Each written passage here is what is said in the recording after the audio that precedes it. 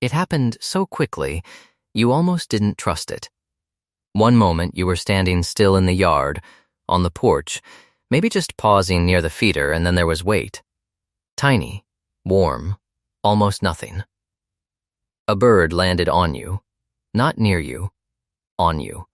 Your hand, your shoulder, the bill of your hat. And then it was gone, and you were left standing in the same place, in the same light, feeling like something had just shifted without anyone else noticing.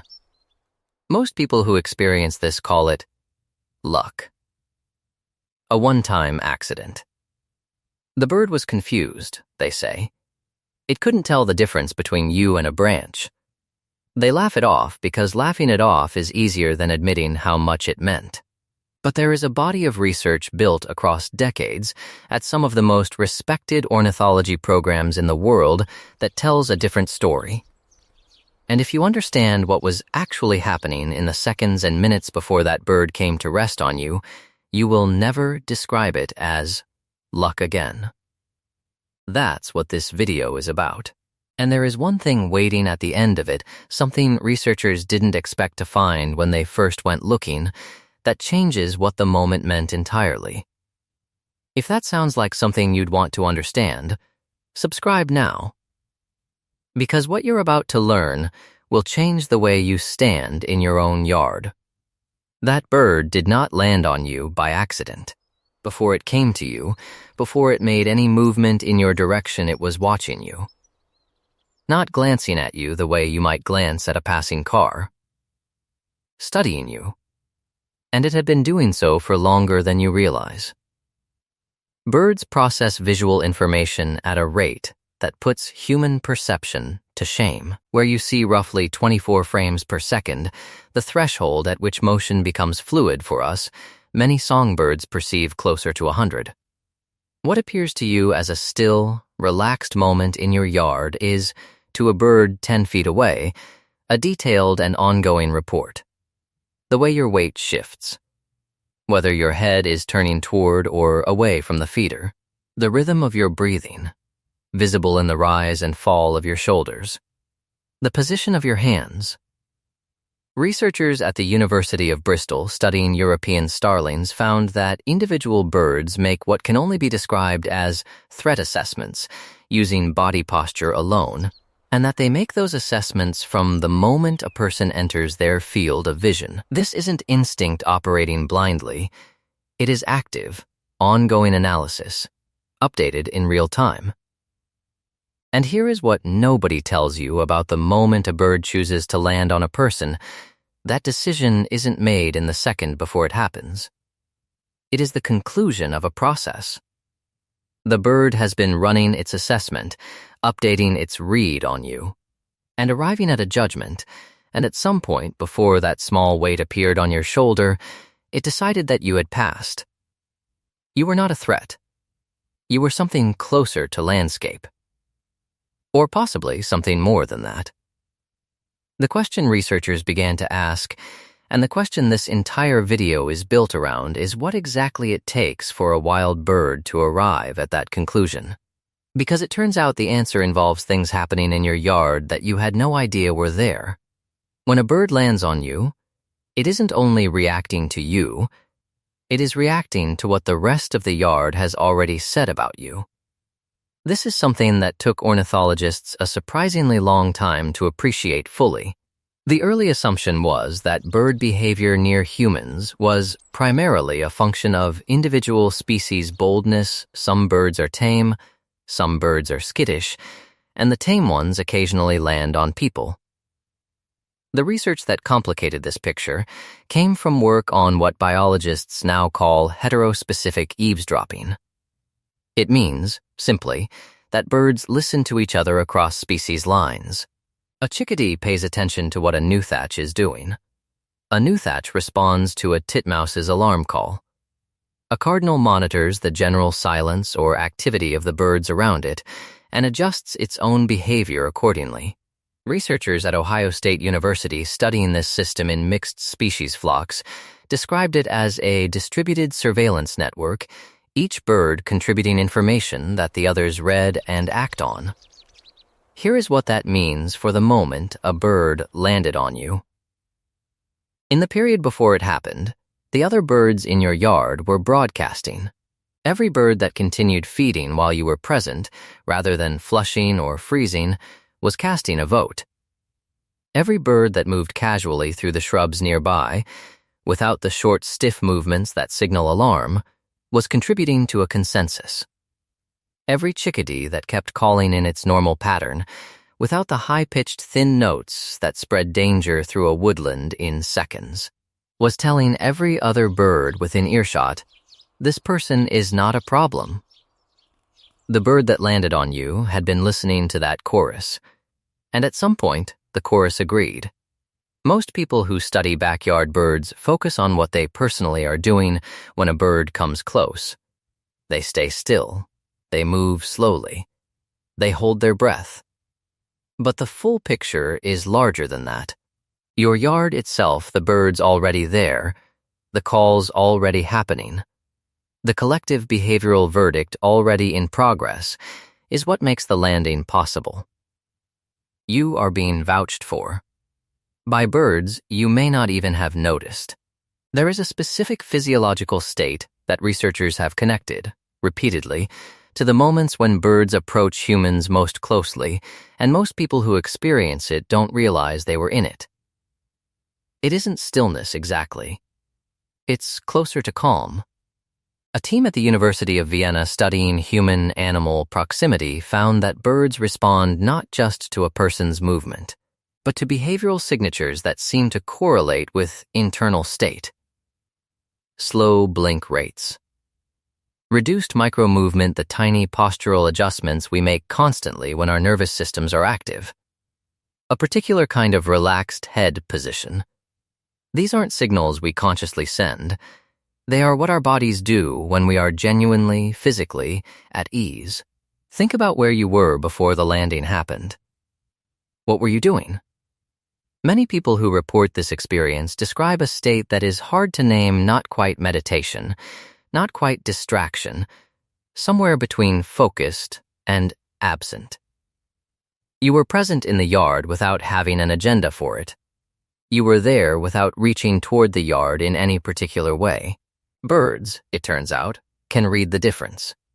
The research on flight initiation distanced the point at which a bird decides to flee from an approaching threat consistently shows that the variable isn't just how close you get. It's how you approach. A person walking directly toward a bird, eyes tracking it, triggers flight at a greater distance than a person moving obliquely. Gaze soft. Pace slow and irregular. The bird is reading your intent from your whole body. And when your body says that you have no intent at all, that you are simply there, the way a tree is there, it says something specific and important. The landing, in this light, wasn't something that happened to you. It was something your body invited. Unknowingly, without trying. That is either a comfort or a kind of miracle, depending on how you choose to look at it. Perhaps it is both. If you were holding something when it happened, a coffee mug, a trowel, a pair of gloves, notice that. Researchers studying approach behavior in wild birds have observed something that, once you know it, you cannot unsee. Birds show markedly different responses to human hands depending on context and history. This is because hands are what do things to birds.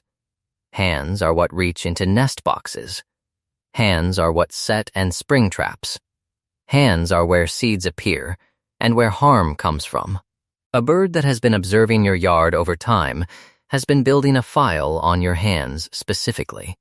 Dr. Daryl Jones of Griffith University in Australia, who spent years studying the relationship between humans and the birds they feed, documented something that surprised even him. Regular feeder visitors show individualized tolerance thresholds that appear to be based on accumulated observation of the specific person's behavior, and those thresholds can change. A person who has moved slowly near the feeder over many weeks is afforded more proximity than someone new. More than that, birds appear to track what hands have done in the past and distinguish between the hand that refills the feeder and the hand that reaches toward a nest. Your hands, in the days and weeks before the landing, had been part of the bird's information, the way you moved them near the feeder. Whether they reached or waited, whether they moved in predictable ways or unpredictable ones, whether they had ever done something that scattered the flock. If a bird came to rest on your hand, specifically, not your shoulder, not your hat, but your hand that is a level of trust that has a history to it.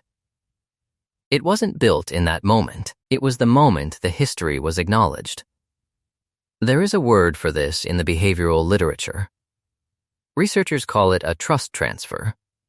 The bird has moved the interaction from a public zone to a contact zone. That crossing is never accidental. In the fraction of a second before a bird lands on a person, something happens in its nervous system that researchers have only recently begun to measure. The bird's heart rate, which in most small songbirds runs between 400 and 600 beats per minute at rest and can spike far higher under stress, has to drop to a level consistent with calm flight, not escape flight, not alarm flight, but casual movement. Its cortisol levels, the hormonal marker of stress that spikes the instant a bird perceives a threat, have to be within normal range. It has to be, in the technical sense, physiologically relaxed. Research conducted at the Max Planck Institute for Ornithology tracked the physiological states of wild birds in the moments preceding voluntary human contact. And what they found was consistent. Birds that initiated contact with a human were not in a low-grade alarm state. They were not tolerating you. They were not suppressing their wariness in order to reach food. They were genuinely calm. The contact was not a gamble. It was an expression of a settled internal state. What this means is harder to put into scientific language, but worth saying plainly. The bird that landed on you was not confused. It was not making a mistake about what you were. It knew what you were. It had assessed you. It had listened to what the rest of the yard said about you, and it had arrived at a state of genuine, measurable calm, and then it came to you. The Cornell Lab of Ornithology, in its long-running research on human-bird coexistence in urban and suburban environments, has described this class of behavior as voluntary affiliative contact. Voluntary, affiliative, the bird chose to associate with you. That language is careful. Scientists choose their words carefully. And they chose those. This is the part that's hard to say without it sounding like too much. But I want to try, because I think it matters. There is a version of what happened to you that is purely mechanical. A bird ran a calculation. The variables resolved in your favor. A feathered body moved from one surface to another, and you were the surface it chose. That version is true. The science is real. But there is another version that is also true, and it doesn't contradict the science. It lives inside it. You have been standing in your yard for a long time, filling the feeder before you're fully awake in the morning, watching through the kitchen window on cold days, feeling something you don't have a clean word for when a particular bird comes back to a particular branch, or when a species appears that you weren't expecting. Most of that attention, most of that quiet care happens without an audience. You don't do it to be seen. You do it because something in you responds to the birds, and the responding feels important. And that's enough. What the research tells us, what the University of Bristol's work on threat assessment tells us, what the Ohio State eavesdropping studies tell us, what Dr. Darrell Jones's years of watching people and birds together tell us, is that it was not happening without an audience. The birds were watching. The birds were building a record. The birds were listening to what the rest of the yard said, and the rest of the yard was giving your name a good name. The landing was not luck. It was the accumulated consequence of every slow movement near the feeder, every quiet morning, every moment you were present in the yard without needing anything from it. The bird that landed on you was not confused about what you were. It knew exactly what you were. It had decided you were safe.